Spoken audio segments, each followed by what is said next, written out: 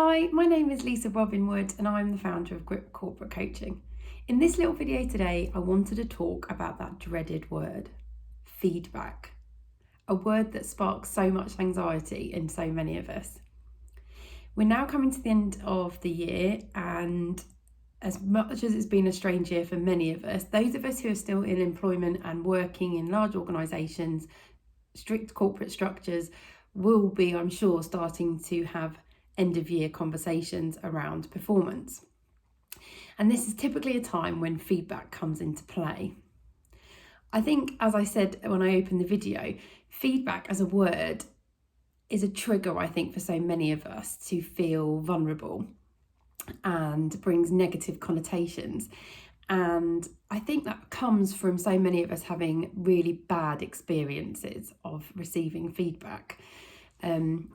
I'm sure you have your own stories. I have very many of mine, both in terms of receiving feedback that was particularly awful. And I wouldn't say actually in the content of the feedback. I think so much of it comes down to poor delivery. But also I can recall times in my early years of being a manager when I'm sure that I didn't get it right either. And the more I've thought about it and the more I've focused in on what is it about feedback that causes us so much anxiety, the more I've been desperate to want to change it. And I think actually if we could focus in on feedback being a huge important gift to us, which it truly is when it's delivered correctly, and when the intention is right, I think it could become a complete game changer. So I think let's change the word altogether. So we're not going to talk about feedback. I want to talk about building up, because I think that's truly when feedback can be so powerful when it's done well. It builds us up, and that's what we should focus in on it being. And how do we achieve building up every one of us? I think also the way in which we can improve the feedback as a process is thinking about it as a way to build and strengthen relationships. Some of the best feedback I've ever received has been when actually it's formed a way of engaging and communicating with others, and when it has been a part of how we have honest, open conversations to support one another, and when I've truly felt that I was being supported to grow and equally in turn could support others to grow. And it's about having honest, really effective conversations. So I think it's about building each other up, and I think it's about seeing it as an honest and open conversation and a way to strengthen relationships. I've actually created a infographic to support this, which you can find on my website, which really details how we can change the conversation. So it's about building each other up. It's about conversing, not criticising. It's about being objective and using fact-based evidence in what we share with one another in respect of our observations. So it's not about being positive or negative, it's about being balanced. I think it should stop being about performance. So it should stop being just something we do once a year at the end of the year, but it should feature throughout the year and be a tool to support growth and development and learning.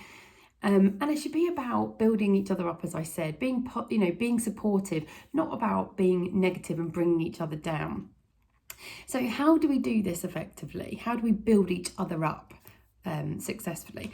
I think start with observing, be curious. The more you are being curious and consistently always seeking to notice what is going on for others, what they're giving, how they're feeling, what they're showing, whether it be body language, like language, the more you're gathering data that could be useful to that person. But that's where it's got to start. I think secondly, it's putting the time and effort in to plan when you're going to build another person up, when you're going to share the insight that you've gathered. Really think about what is useful to that person, what will help them. Go in with an agenda of, I want to build up, I want to support, I want to help grow. And think about how you can best do that in terms of what you've noticed and captured, and how you present that to the other person. I think set it up clearly, manage expectations. I think so often feedback has in the past been so awful for people because they've been pretty much clobbered over the head with it. You know, you haven't seen it, it's sideswiped you. I know some of the times when I have received what I classify as the worst feedback. As I said, it's not about the content, it's the fact that actually all I can focus in on is how I felt, and the fact it came out of nowhere, that I wasn't prepared for it, that actually because of that I immediately went on the defence, because instinctively feedback is about ourselves. It's causing us to question ourselves, and in those moments our natural instincts are to put the barriers up and to protect ourselves. I think if we're prepared to receive feedback, we are less likely to just automatically defend. We are more likely to be prepared to be open-minded, to listen, and to be ready for what's coming. Which is, it's so helpful. I think when it's setting it up, the session, to build each other up, it's making that time, it's protecting that time, it's being fully present in the moment for both people so that it can be done to its greatest effect, have the best impact. I think it's then thinking about the delivery of the comments. You know, how are you going to word it? What language are you going to use? How are you going to help yourself and the other person to deliver the outcome you're looking for, which is for that person to walk away feeling as though it was a really valuable, useful session. And then I think it's checking in with that individual once it's delivered. Have they understood? Have what you meant to say come across in the way you meant it? Have they taken away from it what you intended?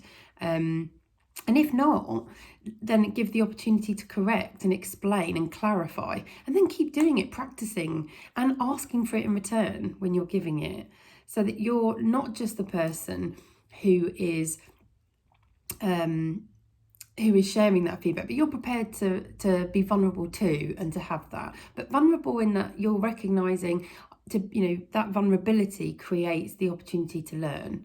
And that is a good thing. It's not a negative thing. So if you want to learn more about how to build another up successfully, whether that's one-on-one, whether that's your teams, whether this is something cultural in your organisation you want to change, head to my website, www.gripcoaching.co.uk, where there is more information, where I'll share the infographic, and obviously you can get in touch if you want some support. Thanks.